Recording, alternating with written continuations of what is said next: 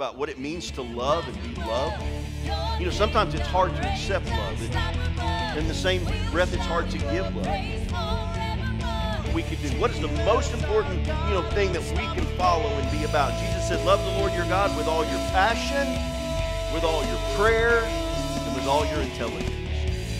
I believe he's saying, don't get this out of line. New year, new chapter in our lives. Now, in this chapter of our lives,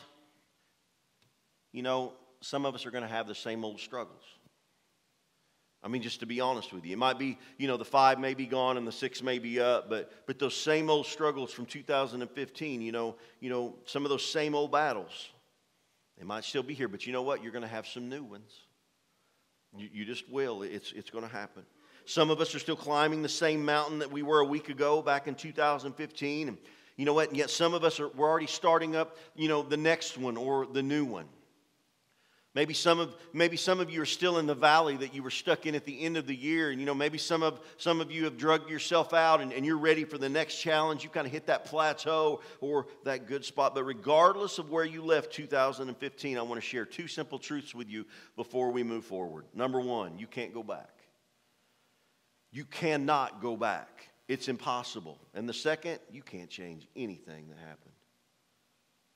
There is nothing that any one of us can do that can change what happened a week ago, a year ago, a second ago. That's just life. It is in our past. You learn from it, you don't live in it, and then you move forward. Now, moving forward, as I said, I believe we have a focus for this year, and that focus is very simply this: relationships. Our focus is going to be on relationships, building relationships, both upward in a relationship with God and outward with a relationship with people. Relationships. This particular month, this morning I'm going to talk about the value of relationships. And then as we continue this month, we're going to just kind of get our feet wet and just lay a basis, kind of a foundation, for this whole thing and this whole journey. We're going to challenge you throughout this month to reach out into our community, as many people as possible with the least amount of money possible to make the greatest impact possible. Simple things. I'll give you an example, just a simple example. Later on this month, Adam and Wade and some of his group, they're going to be doing something as simple as making homemade protein bars and taking to the gym. Just setting them out for the people that work out to just grab when they're done. No big spiel, no standing there with the Bible, no slapping them in the face, no, none of that.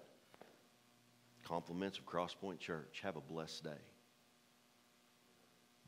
It doesn't take a lot. It's just something simple. It's a place where Adam is at all the time. Almost every day he spends in that gym. Those are people that know him. But if his life is invested there, why not invest in the people that are around you? Great opportunity. That's just an example. And those are some examples I hope that we birth out of this month, that we can reach into our community, reach into the places where we are and just make simple little investments that I promise you will go a long way. In February, we're going to talk about family relationships. We're going to talk about, not only marriage and kids, but, we're going to talk about what it means to love and be loved. Sometimes it's hard to accept love, isn't it? In the same breath, it's hard to give love. We're going to talk even about dysfunctional relationships within our families. Because, just be honest, sometimes in families, we've got those family members that maybe because of whatever past experience has just caused some friction, maybe even complete separation. Family is still a design from God. And we can begin to heal those. You say, whoa, Pastor Ron, wait a minute. You don't know what they did. I don't care what they did. I really don't. God doesn't either. Forgiveness, unforgiveness will rot us from the inside out. We're going to talk about that as we move forward. And the importance of family. We're going to have fun with it. Man, we've got some cool video shoots going on for that. We're going to kind of turn this into a theater theme in February. Might even have a little popcorn and some different things. It's going to be a good time. March, leading up to Easter. March. We all work, right? Or most of us, we're in work environments. Or we're in environments that we're, around. So in March, we're going to we're going to learn how to deal with difficult people. We are. Because difficult people are a part of life, right? They are. Even in church. Can you imagine that? But we're going to learn what that means. And then we're going to head right into Easter, and then we're just going to keep on trucking. But this year is relationships. Upward and outward. They're so important. Relationship means this. The word relationship simply means being connected. It means being connected, intertwined somehow. Now, I realize that there's a difference in relationships, different types of relationships that bring different types of connections. Marriage, kids, grandkids, relatives, close friends, co-workers, even enemies. Their connections are different because of different circumstances and different situations in our lives. It's a part of that relationship. Lacey and I have, that's a relationship that we have. We are connected in that way. And I can promise you that no one else will ever be connected that way. I'll make sure of it. It's our connection. It's our God-given connection. My kids, we have that, just like you have it with your kids or maybe your spouse. Relationships are vital. They're God-designed. And when God created the heavens and the earth, He created all these awesome things and all these animals and everything that we see out front, and the trees and the sky. I mean, all of this stuff, God created it, and it's amazing. He went through all these days and He did all this stuff, and He looked down and said, man, this is good. But then He got to that one point, that one spot in creation where and I mean, who knows, but He kind of looked down, and it was just kind of barren. And in my opinion, we were created to worship God. I believe that from the bottom of my heart. We were created to have a connection with God, and at that point there was none, so what did He do? He created Adam. He created Adam for the purpose of that connection, for the purpose of that upward relationship. Then when God created man in the garden, He saw that he was alone. And that didn't really suit God too well. And in Genesis chapter 2, verse 18, it says, the Lord God says, it is not good for man to be alone. I will make him a helper suitable for him. So God looked down and He saw all this that He created, and He saw that it was, it was beautiful, it was good. He said it was good, but there was just something missing, that connection. So it creates Adam, and there begins the relationship upward. And then He sees that in itself, as awesome as that is, that wasn't enough. So He created a helper suitable for him, and so began the outward. This whole thing, we've been talking about upward-outward relationships now for several months, and just kind of building toward this point. In the beginning of time, the importance of relationships, upward and outward, we can see. It is that important. Relationships matter to God. He designed them, created them, and He desires for us to live in them. In fact, He desires them so much that the two greatest commandments are based on relationships. And I'm going to read these two out of Matthew chapter 22. I know they're found in another book in the gospel. But in Matthew 22 it says this, Teacher, which is the greatest commandment in the law? Jesus replied, to love the Lord your God with all your heart, with all your soul, and with all your mind. This is the first and the greatest commandment. And then it goes on to say, and the second is just like it. Love your neighbor as yourself. And all the law and prophets hang on these two commandments. I want to read this to you out of the Message Bible. Same verses, just a little bit different. Teacher, which command in God's law is the most important? What is the most important thing that we can do? What is the most important, thing that we can follow and be about? And Jesus said, love the Lord your God with all your passion, with all your prayer, and with all your intelligence. With all your passion, with all your prayer, with all your intelligence. He said this is the most important, the first on the list. I believe He's saying don't get this out of line. Don't get this out of whack. This is number one. Don't put me down here at number 4. The relationship, that upward connection is always meant to be first. But there's a second to set alongside it. Love others as well as you love yourself. These two commands are pegs. Now think of a pegboard or a coat hanger or something like that, that's sitting on the wall. We go up and we put our coats on. This is what these two things right here is what you hang everything else in life on. Everything. That's what matters. And if we get these two right, then everything else falls into place. He says that everything in God's law and the prophets hangs on them. The two most important things in life are loving God and loving people. Now, to love someone, you have to have a connection or a relationship. So the two most important things God tells us to do involves creating connecting relationships upward with God and outward with people. So it's essential we get this right. It is essential that we understand this and that we, truly, and even if we have this understanding right now and we're good at building relationships, I never think that regardless of what we're talking about that it's okay to just stop and say, I'm there. I think we have to continue on and continue pushing ourselves in those situations. There's a story in Genesis, continuing on in chapter 4.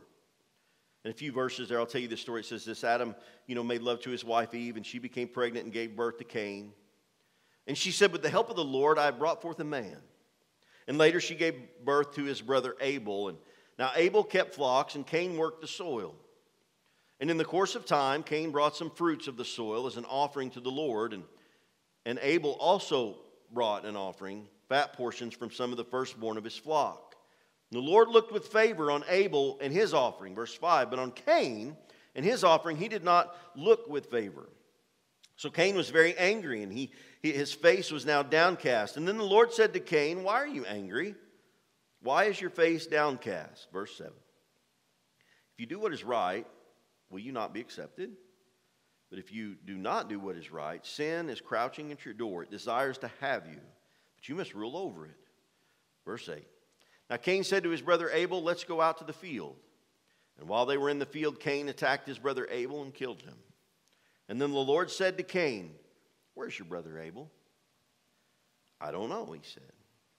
Am I my brother's keeper? And the Lord said, what have you done? A couple of focuses in this particular story, because it's very important as we look at relationships, and we're going to talk about the value of relationships here in just a little bit. Cain asked a question of God. He said, am I my brother's keeper? Am I responsible for him? Keeper in the Hebrew, this word shamar, means to guard, to protect, or to attend to. Am I responsible for him? Am I responsible for that relationship? Am I responsible to regardless of what happens? Now, see, Cain was jealous. He kind of shorted God in the blessing. By the way, don't short God with the blessing. He don't like it very much. We can kind of see this in this story. Give the best that you have. Be an Abel, not a Cain. That's a side note soapbox. But he says, am I my brother's keeper? Is it that important? Is it that important? Yes, it is. You are your brother's keeper. You are responsible for the relationships outside that go outward, that are built around you. And it's interesting, that two of God's first questions to mankind. He said, God, why would he ask a question? Two of his questions, the first questions that he asks of us. Number one, where are you? And that's dealing with the upward relationship. And then God in this verse says, where is your brother? That's outward. He's concerned about this, and he's concerned about this. Some may say, well, I mess up all the time, or, I fight with my brother, I fight with my sister. We just have those arguments. Why was God's, punishment so harsh here? Why was it so tough? And I believe this because of the value that God places on relationships, the importance of that. So we're going to talk about the value of relationships really quickly. 4 things this morning. The first, Jesus died on a cross for a relationship with you. The first 2 things we're going to talk about are upward relationships. Jesus died on a cross for a relationship with you, very simply. In Ephesians chapter 2, starting in verse 13, it says, but now in Christ Jesus, you who once were far away have been brought near by the blood of Christ. For he himself is our peace, who was made the two groups one and has destroyed the barrier, the dividing wall of hostility, by setting aside in his flesh the law with its commands and regulations. His purpose was to create in himself one new humanity out of two, to bring these together, thus making peace. and in one body to reconcile both of them to God through the cross, by which he put to death their hostility. He came and preached peace to you who were far away, and peace to those who were near. For through him we both have access to the Father by one Spirit. Jesus went to the cross very simply to break the barrier down that had been set between God and man, to give us an opportunity for that relationship. In this reading, it says we were once far off. We were once in a place where we couldn't have this intimate relationship with God without going before a priest or somebody that was this in-between. You read the Old Testament, there was these priests, and you know, if you wanted to take something to God, you went to them, and then they would relay it on to God. And there was not this direct upward connection or this relationship until Jesus died. And the Bible says that when Jesus died, that veil was ripped in two. That space or that barrier that was keeping us from that relationship, it was torn in two and it was taken away. And immediately, just like that, on his last breath, that immediate connection was possible. Jesus died to give us a relationship, a direct relationship, a personal relationship, for the purpose of connecting with each of us. Number two, all people have value because we're created in God's image. All people have value because we were created in God's image. I've said this before, I'll say it again. God does not create junk. He doesn't create junk. Ephesians 2:10, one of my favorite verses, says that we were created to be a masterpiece. A masterpiece. No junk. You matter to God. Genesis 1:27 says, so God created man in his own image, and in the image of God he created him, male and female, he created him. God is not junk. We can agree on that, right? The Bible says we were created in his image. So if God's not junk, we're not junk. We have value. Anybody in here got a $20 bill? We know it's $20 because it says $20. The money has value because of where it came from. It has value because of who made it. It's $20. No matter how you look at it, it's $20.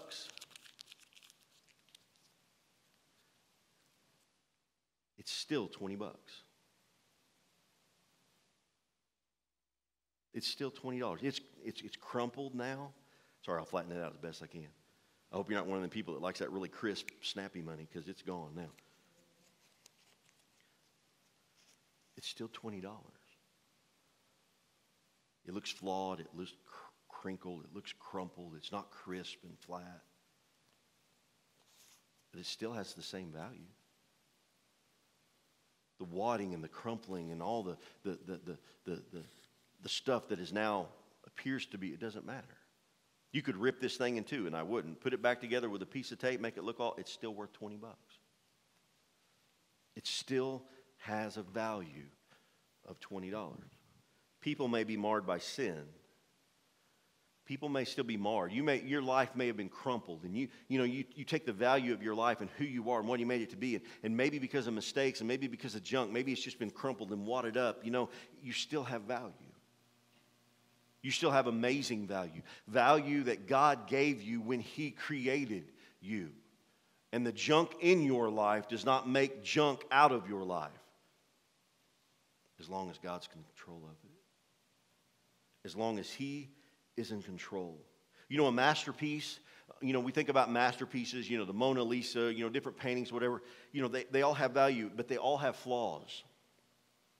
All masterpieces have flaws. And a flaw in a masterpiece, it doesn't decrease the value. In fact, if it does anything, it increases the value. My Uncle Norman, I remember years ago when I first started playing the bass guitar again with Corey and with Greg and them, and I didn't have one, and I bought actually the bass that I have back in my office right now. I bought that from a company where my dad worked. Really nice thing, but it was handmade. They were making it for me. Dad was, he was really taking care of me. Got me this awesome deal on this thing. But until then, I didn't have one. So my Uncle Norman, my dad's brother, he's a phenomenal musician. He can play just about anything with a string. Glendale, being here a couple of weeks ago, my Uncle Norman is really close to that. And so anyways, I called him up and I said, man, Unc, you got a bass I could borrow? And he said, yeah, come on down. And so I go down and I open this thing up and I'm like, oh my goodness. And it was a 1967 Fender original. And looked like one of them, basses that, maybe the Beatles or somebody. I mean, this thing was, but it had all these marks and scars and scratches and all this stuff over the face. And I'm looking at this thing, I'm not touching it. And he said, oh, yes, you are. You're not leaving this house. And so I ended up, and he told me the story behind it. And he said, and where he got it and all this stuff. And he wanted to sell it. But to sell it, he wanted to fix it. So he had this guy that he takes all his stuff to in Springfield. And so he took it up to him one day and he laid it out in front of him. And he said, man, I want you to fix this thing. I want you to make it look brand new. And the guy flipped it up, opened the case, set it right back down, flipped it up, pushed it back to him and said, no way. And my uncle was like, man, I want to sell this. I want to make it look nice. He said, ain't touching it. He said, them are road miles. He said, that increases the value of that right there. My uncle was like, what? He said, and the guy told him, he said, go home, put it on the internet and just see. And so he went home and he put it on eBay, and just within hours, I think I may have this wrong just by a couple hundred, but within hours, the value of it was up to like $4,500. And if you looked at this thing, it was just like, you wouldn't, it was rough looking. But those flaws, it didn't decrease anything. It actually increased. You are not junk. You were created in the image of God for the purpose of an upward connection. He desires a relationship with you.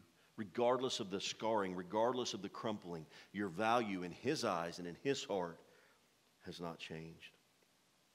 It's not changed.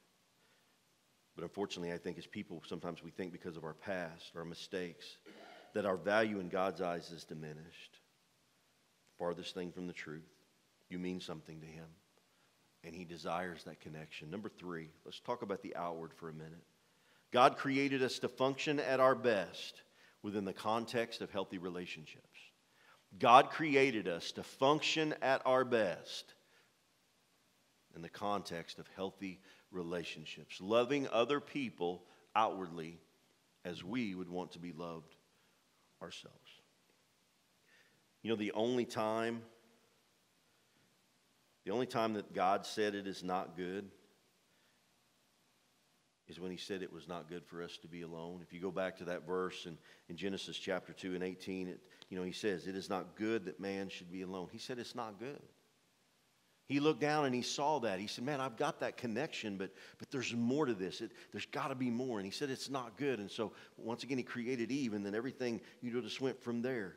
In Ecclesiastes chapter 4, a very well-known section of Scripture, it says, 2 are better than 1 because they have a good return for their labor. If either one of them falls down, one can help the other up. But pity anyone who falls and has no one to help him up. Pity anyone that falls and is all alone. Also, if 2 lie down together, they'll keep warm. But how can one keep warm alone?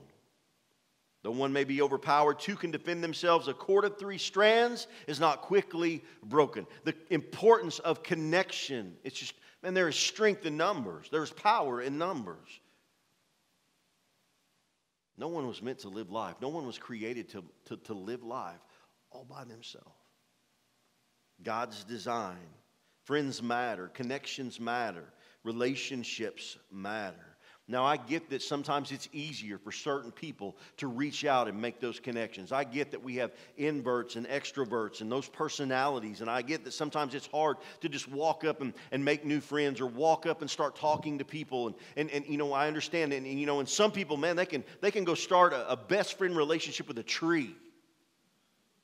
I'm serious. They just go talk to a tree.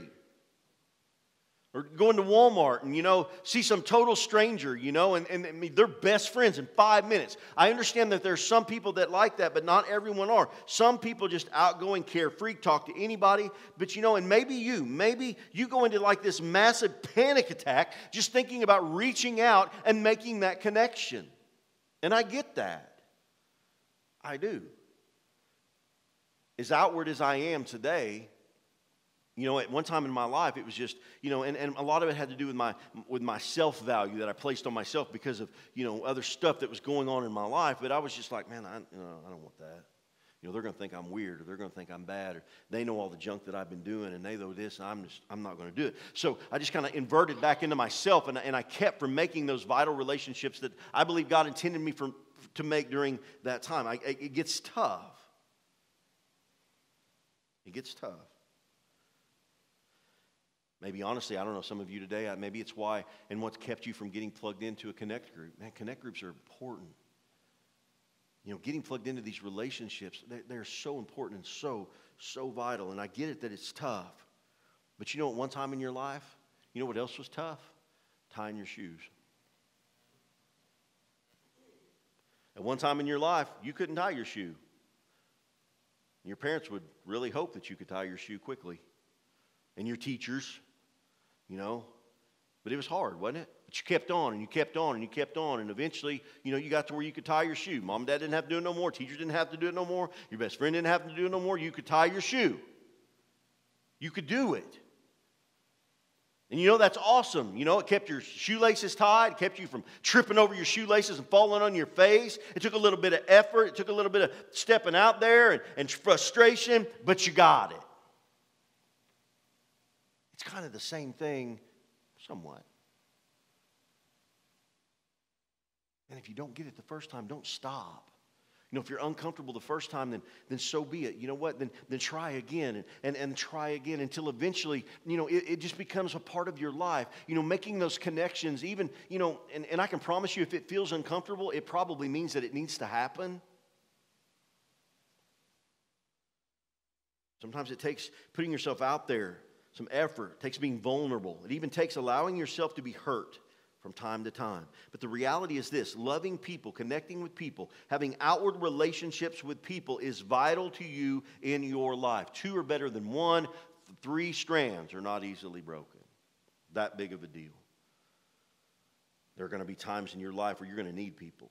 People to stand with you, people to help you fight, people to help you win, to celebrate with you, worship with you, pray with you, people that you can just simply call friends. And number 4, God commands us to pursue healthy, helping relationships with other people. I believe it's a command. He gave it to us in you know, the second greatest commandment, to love other people like we would. I mean, come on. Don't we love it when people treat us the way we want to be treated? Don't we love it when people invest in us? Don't we love that feeling? And God's saying, man, if you love that feeling so much, if you love that connection coming from there so much, why don't we turn around and give it back? He also says this in Galatians 6. He says, dear brothers and sisters, if another Christian is overcome by sin, you who are godly should gently and humbly help that person back on the right path. And be careful not to fall into the same temptation yourself. Now get this. This is the part of that this one really grips me. It's a part of my life. It's a part of who I've become. Share each other's troubles and problems, and in this way obey the law of Christ. I've always said this, and I believe this. Why would you waste your experiences? Even when they've been not so good. Why would we waste those? Yeah, I'm sure that all of us could say that there's something in our life that we're ashamed of that we've done or that we've said. But you know what? When we learn from those, why would we waste that? Why would we not want to be intentional with helping someone else that's having that same struggle? I mean, seriously. Why? Relationships matter. It is by God's design and command that we live together, connected in healthy relationships. Your troubles matter to someone who is going through the same trouble. They do. Your victories matter to someone who is fighting to obtain their victory. You matter to God and you matter to others. Upward and outward. I want to close this morning by telling you a story. I want to read this to you today. It's pretty gripping, honestly. Mark was walking home from school one day when he noticed that the boy ahead of him had tripped and dropped all of his books he was carrying, along with 2 sweaters, a baseball bat, a glove, and a small tape recorder. Mark knelt down and helped the boy pick up the scattered articles, and since they were going the same way, he helped to carry part of the burden. And as they walked, Mark discovered the boy's name was Bill, that he loved video games, baseball, and history, and that he was having a lot of trouble with other subjects, and that he had just broken up with his girlfriend. Mark went home after dropping Bill at his house and They continued to see each other around school. They had lunch together once or twice, and then both graduated from junior high. They ended up in the same high school where they had brief contacts over the years. Finally, the long-awaited senior year came. And 3 weeks before graduation, Bill asked Mark if they could talk. Bill reminded him of the day years ago when they had first met. He said, "Do you ever wonder why I was carrying so many things home that day? You see, I cleaned out my locker because I didn't want to leave a mess for anyone. I'd stored away some of my mother's sleeping pills and I was going home to commit suicide. But after we spent some time together talking and laughing, I realized that if I'd killed myself, I would have missed that time and so many others that might follow. So you see, Mark, when you picked up my books that day, you did a lot more. You saved my life." Don't ever underestimate the power of a relationship. Don't ever underestimate the importance of the investment that you make into somebody else's life. It matters. It's life-changing. It changes the situations around you. It changes the circumstances around you. Maybe not immediately. Maybe you don't see those immediate things. Maybe it's just still kind of hazy, and maybe you even walk up and you make that connection and you're like, "I don't know how to connect with that. Mean, hateful, stinking things." Man, how many people would Jesus have connected with if that was the attitude? If that's the way we're supposed to be? Because honestly, most of the people that he stood in front of, set aside a few disciples and followers, were just, who does he think he is?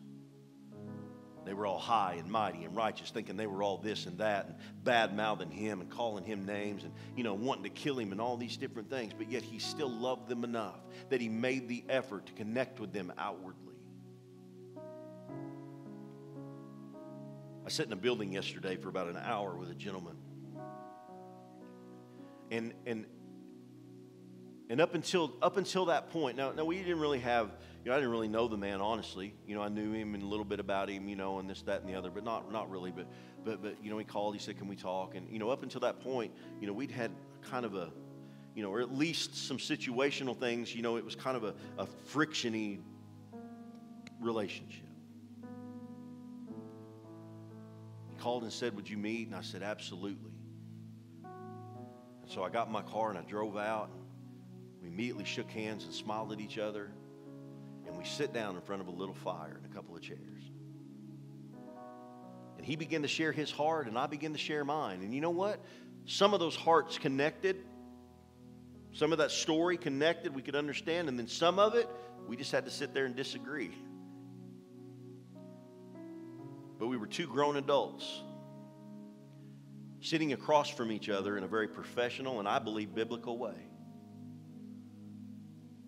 Because even in our disagreements, we learned more about each other. It wasn't just about the situation. We began to tell each other about our lives, where we came from, some of the struggles, some of the things that we liked to do, maybe some things we didn't like to do. But it was an investment both ways. I invested in him, he invested in me. And then when we were done with all of this stuff, disagreements aside, we stood there face to face and had prayer. We prayed for each other. We prayed for the situation that we were in. And I walked out of that building and he said, "Thank you." I said, "Thank you." Now, me and that man are probably going to cross paths several more times. And in some of those situations, we're probably still going to disagree. But I can tell you one thing. Because of that, if we disagree, at least we'll do it in the right way.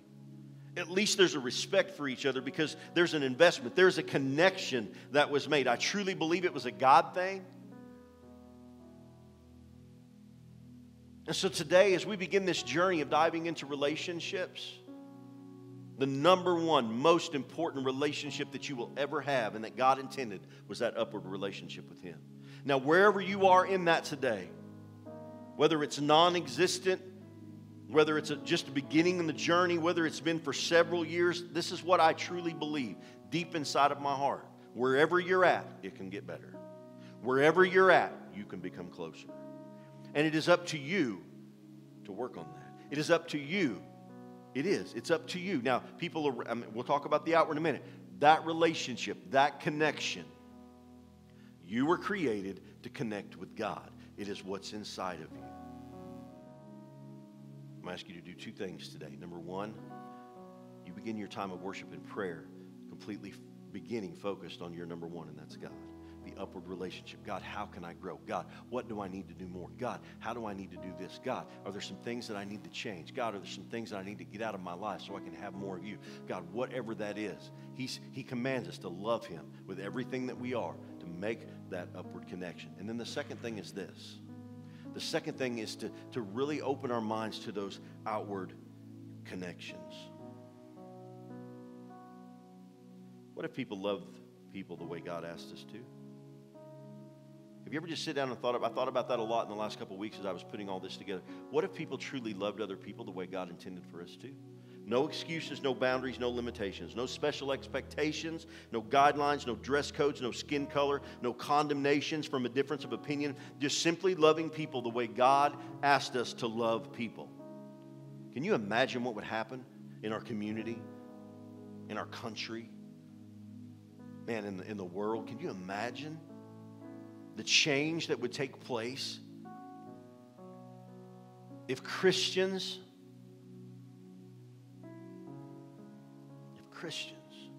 would just love people?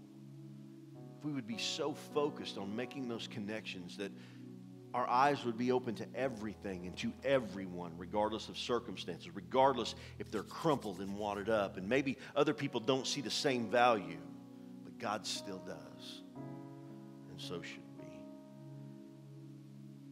It matters. You matter. They matter. It matters.